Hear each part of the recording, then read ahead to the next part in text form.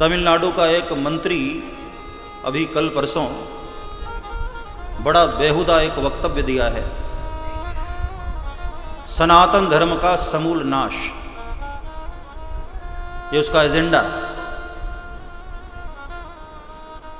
DMK वर्तमान सरकार का वो मंत्री है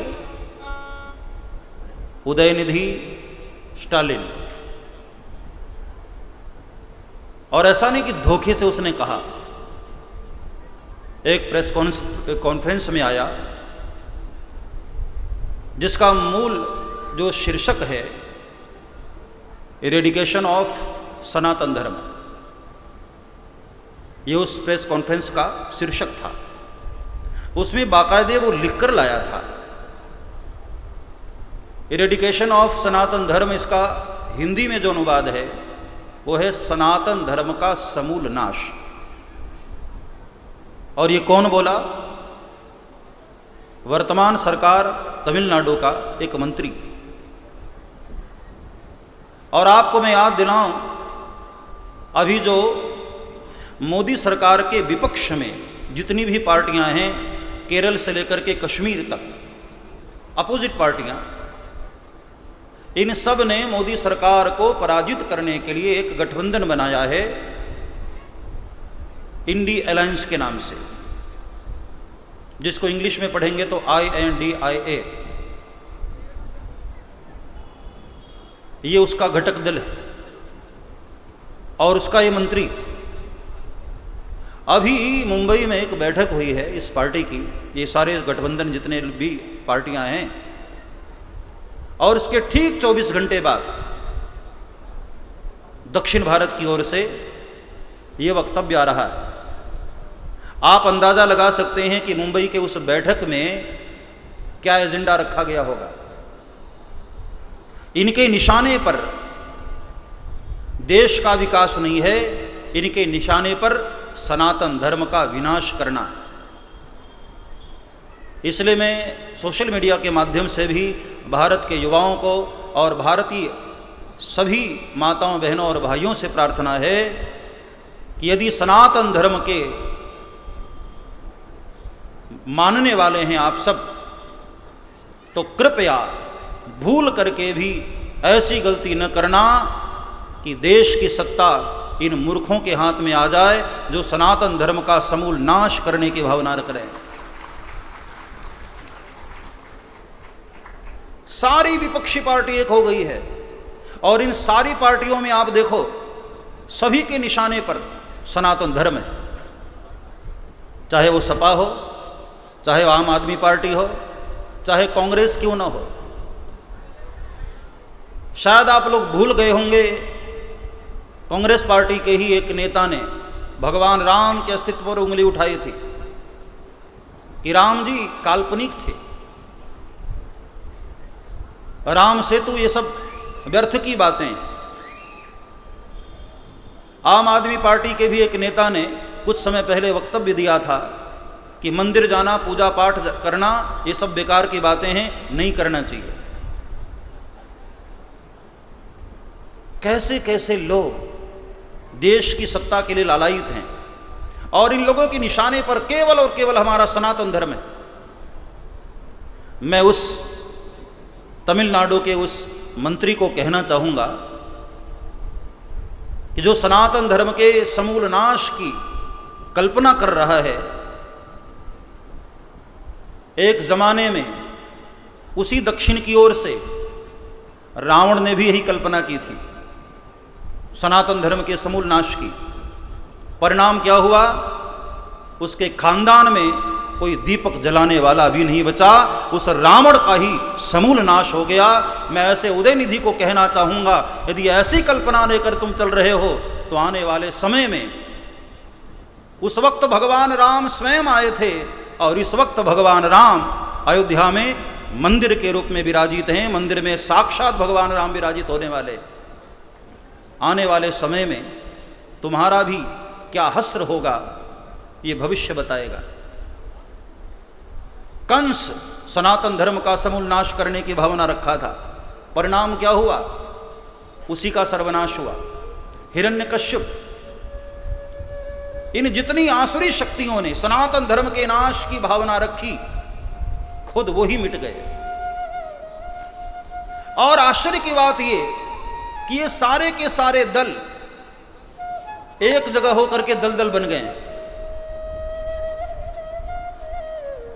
सारी विपक्षी पार्टी, और सबके निशाने पर राष्ट्रहित की भावना नहीं है। सनातन धर्म को कैसे नष्ट किया जाए, ये भावना लेकर के चल रहे हैं लोग। और रामचरितमानस में बाबा तुलसी ने स्पष्ट कहा, परहित बस जिनके मन माही, तिन कहूं जग दुर्लभ कछु नाही। जिस महापुरुष के भीतर राष्ट्र की उन्नति की भावना है, दुनिया उसका बाल भी बांका नहीं कर सकती। और ऐसे लोग पराजित होंगे और इनका ही सर्वनाश होगा। मैं राष्ट्र के लोगों को प्रार्थना कर रहा हूं, भूल करके भी ऐसे लोगों के हाथ में सत्ता न देना जिससे हमारे सनातन धर्म को खतरा हो। मैं तो पूरी दुनिया में जा रहा हूं, देश विदेश हर जगह जा रहा हूं। विदेश की धरती पर आज जब ये कहता हूं कि मैं भारतीय हूं, तो भारतीय नाम सुनते ही विदेशियों के कान खड़े हो जाते हैं। और क्या आदर की भावना आती है। ये आज ये भारत की स्थिति कहां से किस ऊंचाई पर पहुंचा है हमारा भारत। वैश्विक स्तर पर, चाहे वैज्ञानिक दृष्टि से देखा जाए, आर्थिक दृष्टि से देखा जाए, विकास की विकसित स्थिति को देखा जाए, भारत कहां से कहां पहुंचा है। और पिछले 60-70 वर्षों में इन सारे दलदलों ने मिलकर जो देश की सत्ता चलाई, उसमें भारत की क्या स्थिति ला करके खड़ी कर दी थी। इसलिए ऐसे मूर्खों के हाथ में, जिनके दिल में सनातन धर्म के प्रति इतनी नफरत भरी, ऐसे लोगों के हाथ में कभी भी देश की सत्ता नहीं आनी चाहिए। ये तो भल मानो भगवान की कृपा हुई और हमारे देश को संभालने वाला एक महापुरुष आया।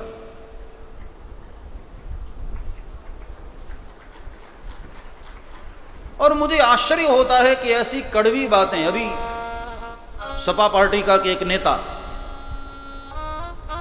अपने आप को नेवला कहता था और लगता भी नेवले की तरह है, ब्राह्मणों पर, सनातन धर्म पर, हिंदुओं पर ऐसा जहर उगल रहा है। और ये ख्वाब देख रहे हैं कि दिल्ली की गद्दी पर हम बैठेंगे। जिसकी विचारधारा ये है, ऐसे लोगों के हाथ में देश की सत्ता आ गई तो हमारे सनातन धर्म का क्या हस्र करेंगे, उसका हमको अंदाजा भी नहीं। इसलिए मेरे भाई बहन, व्यासपीठ कभी भी राजनीतिक वार्तालाप नहीं करती है, लेकिन जब बात राष्ट्र की आए और हमारे सनातन धर्म की आए, तब बोलना जरूरी हो जाता है। तब मौन रहने का मतलब है इनके अपराध को बढ़ावा देना। मेरा स्वभाव नहीं इस तरह से मैं बोलूं, लेकिन जब सनातन धर्म की बात है तो ऐसे गद्दारों के हाथ में कभी भी देश की बागडोर नहीं आनी चाहिए।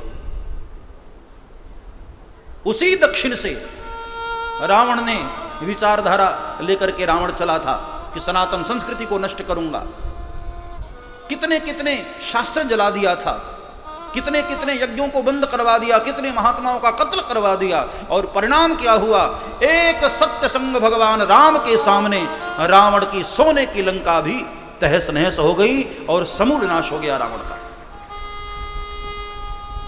ऐसे उदयनिधि जैसे न जाने कितने सनातन धर्म के द्रोही अपने मन में ये षड्यंत्र रख करके चल रहे होंगे, लेकिन ये भूल गए आदिगुरु शंकराचार्य भगवान उसी दक्षिण भारत से, जिन्होंने वेदों पर भाष्य किया और जिन्होंने सनातन धर्म की गहराई का दुनिया को दर्शन कराया। उपनिषदों का यदि अध्ययन किया होता तो ऐसा धर्मद्रोही कभी ऐसा वक्तव्य नहीं दे सकता था। सनातन धर्म को नाश करने की सोच रहे हो, पहले अपने आप को बचा लेना। हमारा सनातन सनातन है साहब, कौन सनातन को नष्ट कर सकता है? नाम ही सनातन है, तुम मिट जाओगे हमारा सनातन मिटने वाला नहीं है। औरंगजेब जैसे क्रूर शासक आए, अंग्रेज आए, फिर भी सनातन सिर उठा करके खड़ा है। और तुम ख्वाब देख रहे हो सनातन मिट जाएगा, तुम मिट जाओगे। सनातन मिटने वाला नहीं है। सनातन सनातन है।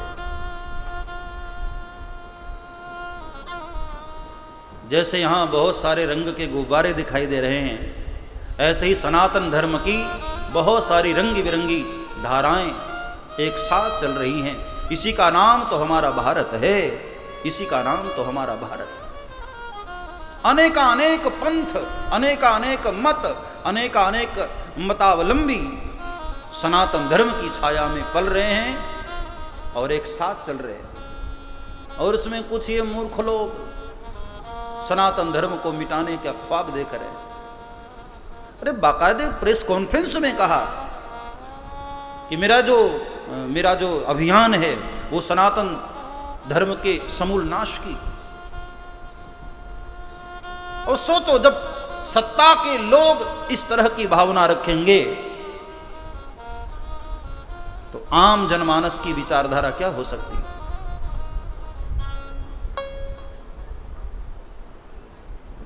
हम किस्मत वाले हैं मेरे भाई बहन कि सनातन धर्म की डूबने की स्थिति में, लड़खड़ाती स्थिति में कोई तो मसीहा आया जो सनातन धर्म को उठाने की बात कर रहा है। और सनातन धर्म को उठाने के साथ साथ देश के कई हिस्सों में मंदिरों का नवनिर्माण करके इस देश के कीर्तिमान को स्थापित कर रहा है। हम किस्मत वाले हैं कि उसके छत्र छाया में हमारा भारत आगे बढ़ रहा है। ये जितने भी दल हैं, एक दल, दो दल, तीन दल, चार दल, ये सारे दल मिलकर के दल ही तो हो रहे।